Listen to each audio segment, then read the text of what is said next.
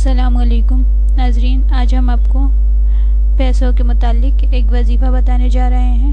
یہ بہت پاورفل وظیفہ ہے اور بہت بار کا آزمایا ہوا ہے۔ تو پہلے تو ہم یہ جان لیتے ہیں کہ پیسوں کے متعلق اللہ کا کیا فرمان ہے۔ اللہ کے نزدیک یہ چیز اچھی ہے یا بری ہے۔ قرآن مجید میں اللہ تعالیٰ کا ارشاد ہے، اِنَّهُ لِحُبِّ الْخَيْرِ لَشَدِيدٌ۔ تو اس سے آپ کی سمجھ میں آ گیا ہوگا کہ جو پیسہ ہے وہ خیر ہے، یعنی اچھی چیز ہے، اور اگر یہ بری چیز ہوتی تو اللہ تعالیٰ یہاں شر کا لفظ استعمال کرتے۔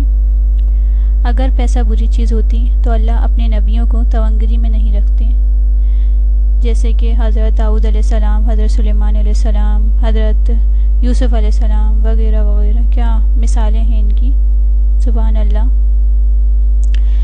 لیکن یہ بات ضرور ہے کہ پیسہ جو ہے وہ فتنہ ہے۔ پیسہ جب آتا ہے تو ہم فرعون بن جاتے ہیں۔ فرعون بھی تو پہلے اللہ کی توحید کا قائل تھا، خدا پرست تھا، جنگلوں میں اللہ کی عبادتیں کرتا تھا۔ تو جب اس کو پیسہ ملا تو وہ کتنا متکبر ہو گیا، وہ اتنا متکبر کہ اس نے اپنے آپ کو اٹھا کے نعوذ باللہ خدا کی جگہ پر رکھ دیا، اور وہ کہنے لگا انا ربکم الاعلی، میں تمہارا بلند رب ہوں۔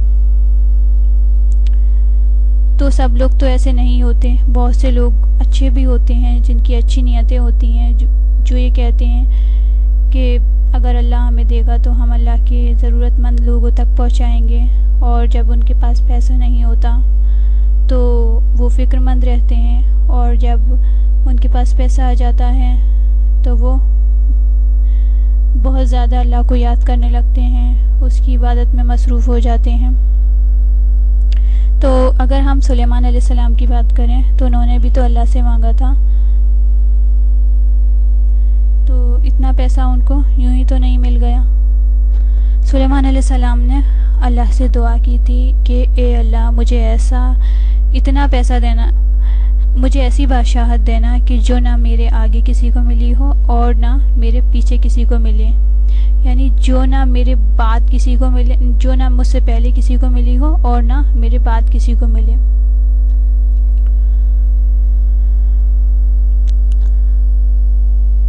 تو وہ بھی تو اللہ کے بندے تھے، جیسے کہ ہم اللہ کے بندے ہیں، تو ان میں اور ہم میں اتنا فرق کیوں؟ تو وہ نبی تھے، ان کی بات الگ ہے۔ تو اگر کافر بھی سچے دل سے اللہ سے مانگے تو اللہ اس کی بھی سنتے ہیں۔ فرعون بھی تو اللہ سے مانگتا تھا، اللہ اس کی بھی سنتے تھے۔ تو ہم یہ کہیں کہ ہم میں اور فرعون میں اتنا فرق کیوں؟ تو جو بھی دعا مانگیں آپ اللہ سے، جائز دعا مانگیں، اور جو بھی وظیفہ کریں اخلاص کے ساتھ کیجیے، کامل یقین کے ساتھ، اور سب سے بڑی بات دل سے مانگیے، کیونکہ دل سے نکلی دعا اثر رکھتی ہے، پر نہیں لیکن پرواز ضرور رکھتی ہے، کہ اس کے پر نہیں ہوتے لیکن اس کے باوجود وہ اڑنے کی طاقت اپنے اندر رکھتی ہے۔ تو اب ہم آپ کو پیسے کے لیے وظیفہ بتائیں گے۔ اس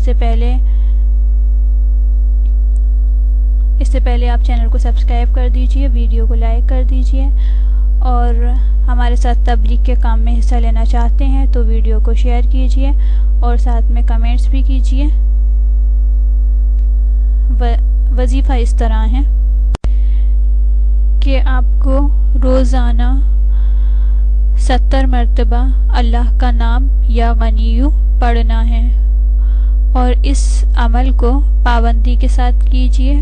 اللہ تعالیٰ آپ کو کچھ ہی دنوں میں بہت زیادہ مالدار بنا دے گا انشاءاللہ۔